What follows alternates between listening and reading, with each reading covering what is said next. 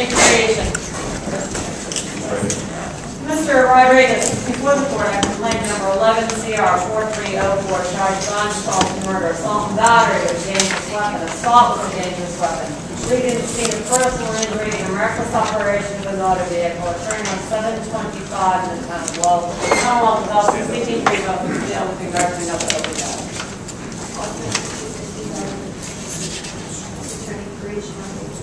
He was released last night? He was. Was there any bail last night? No. The Commonwealth District Regent is moving to revoke his bail on a matter, docket number 2011-4304, charging operating the vehicle with drugs and operating the motor vehicle improperly. And that occurred on June 4th, 2011. That's right, this is confirmation, and I'm going to the court, maybe she wants to arrest me by the public transport. Could I see a copy of the Commonwealth? Thank you, Your Honor. Your Honor, Captain Riggs for the Commonwealth. The Commonwealth is respectfully requesting that this court revoke the defendant's bail as to an open docket 11-3282, where the defendant is charged with OUI drugs. As reason for this revocation, the Commonwealth states that there is probable cause to believe that the defendant has committed a new crime, namely docket 11-4304, where the defendant is charged with armed assault to murder, assault battery with a dangerous weapon, 2 counts of assault battery with a dangerous weapon, leaving the scene of personal injury and reckless operation of a motor vehicle. Your Honor, the Commonwealth is asking that you revoke the defendant's bail based on this charge. On the case, we are, in addition to asking for revocation, we are seeking a $20,000 cash bail as the docket 11-4304 in the new matter. Briefly, Your Honor, on the facts of the new case arise from the Lowell Police Department report dated July 25, 2011. Lowell police officers were dispatched to Ward Overpass in Lowell for a motor vehicle accident. During their investigation, they learned that the victim's wife who stated that the defendant was driving or agreeing to her car and was tailgating her car. The driver of the green car, later identified as the defendant before you today, was yelling, driving erratically and yelling obscenities at the victim's wife. The victim, who was following his wife in his own car, pulled alongside the defendant's car. At that point, the defendant threw items at the victim's car and continued to follow the wife's SUV, again, continuing to yell and drive erratically. All 3 vehicles eventually came to a stop. When the victim got out of his car, the defendant was still in his vehicle. At that, the defendant continued to yell obscenities at the victim's wife. At that point, the defendant backed his car up. The victim's wife was not in the vehicle. No, they were driving 2 separate vehicles. At this point, when all 3 vehicles were stopped and the victim exited his vehicle, the defendant was still in his car. The defendant backed up his vehicle, revved his engine, and then drove at the victim, striking him, and by witnesses' account, sending him into the air and onto the defendant's car. The victim's wife then got out of her car, but was then forced back into her car because she was afraid, given the defendant's manner of driving, that he was going to then strike her with his car. A witness then stood in between the defendant's car and the victim's car, so that the defendant would not strike him again. The witness did tell police that he believed that had he not stood in between the victim and the defendant would have struck him again. The defendant was identified by a partial license plate number that was given to the police by one of the witnesses. This account of the incident yesterday was confirmed by multiple witnesses, Your Honor. I was informed that the victim is still in the hospital. Your Honor, based on this new case, I do not... What was the nature of the injuries? I don't believe that they are life-threatening. However, he was injured and he is still, he was in the hospital as of last night. That's correct. Thank you, Your Honor. The Commonwealth feels that given that the defendant has picked up this new charge, has the open case, and is also on probation for a driving offense, a reckless operation on board, that the motion to revoke is necessary. The Commonwealth does not feel that there are any conditions conditions that would keep the community safe from this defendant. Further, the Commonwealth feels that the $20,000 cash bail is necessary given the nature of the offense and the potential penalty faced.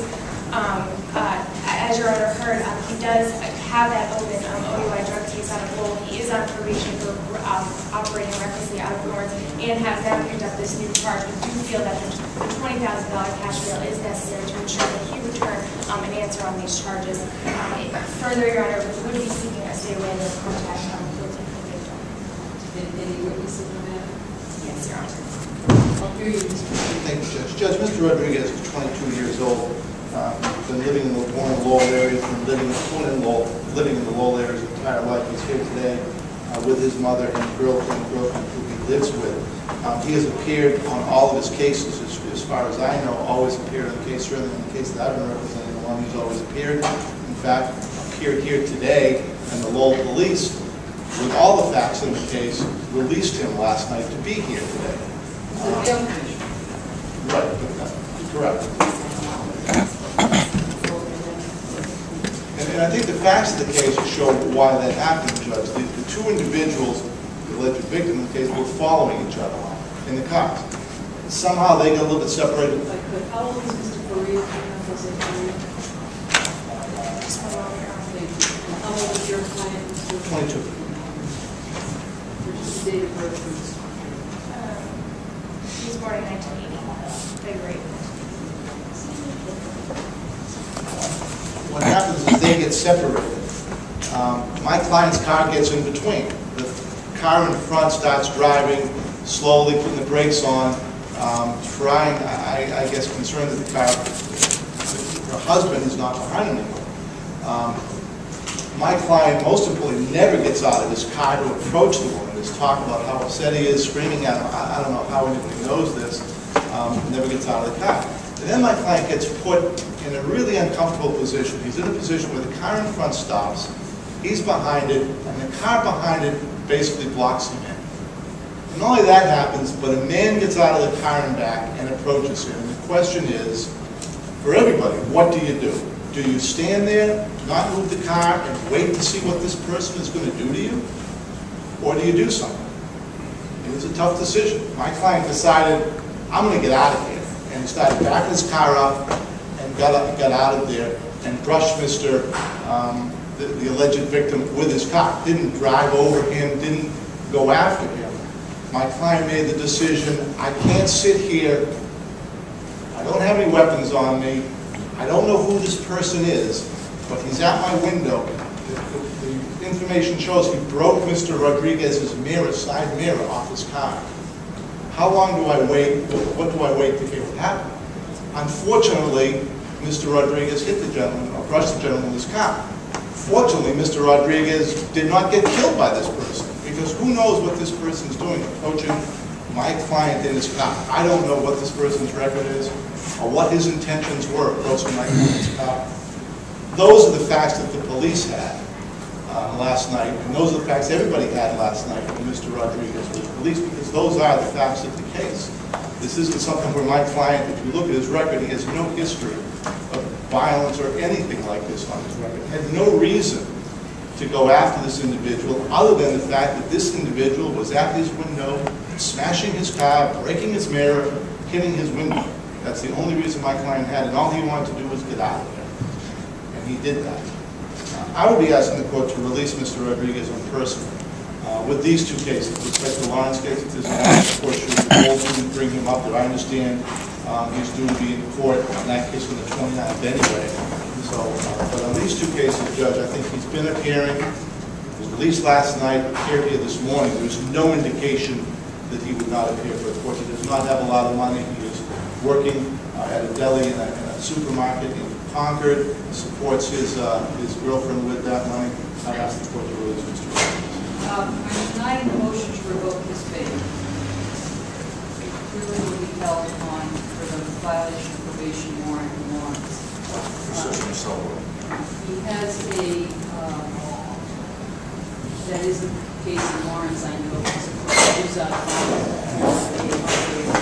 record. In addition, I know he's defending that property running witness, but I am going to hold it on some bail. I'm not going to do it on personal cognizance. It's an issue of that bail. He's not to drive.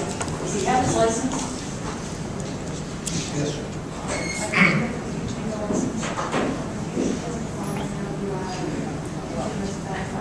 Well, I don't want him to drive. I want him to surrender his license. He's no contact with the Jose Ferrer or Jessica Ferrer. Further, I am going to impose cash bail in the amount of, can you be honest, does he have any resources to post bail? They have been.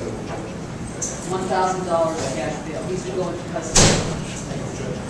I think on the OUI drugs matter, we had put in a request for a trial date of October. I have that. Okay, that date is the date that's saying. What date do you want? Council, I don't have any, I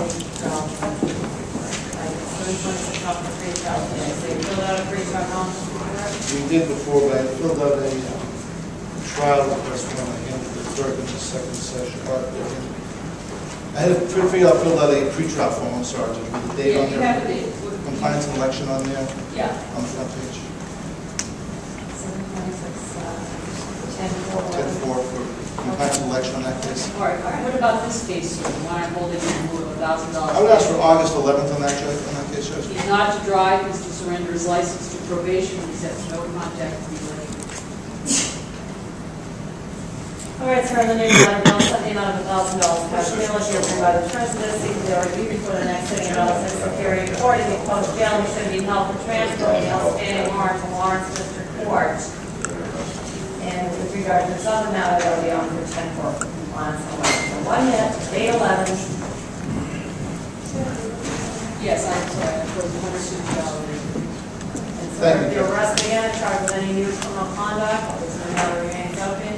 Your bail on this matter can be revoked, and you can be held without bail for up to 60 days.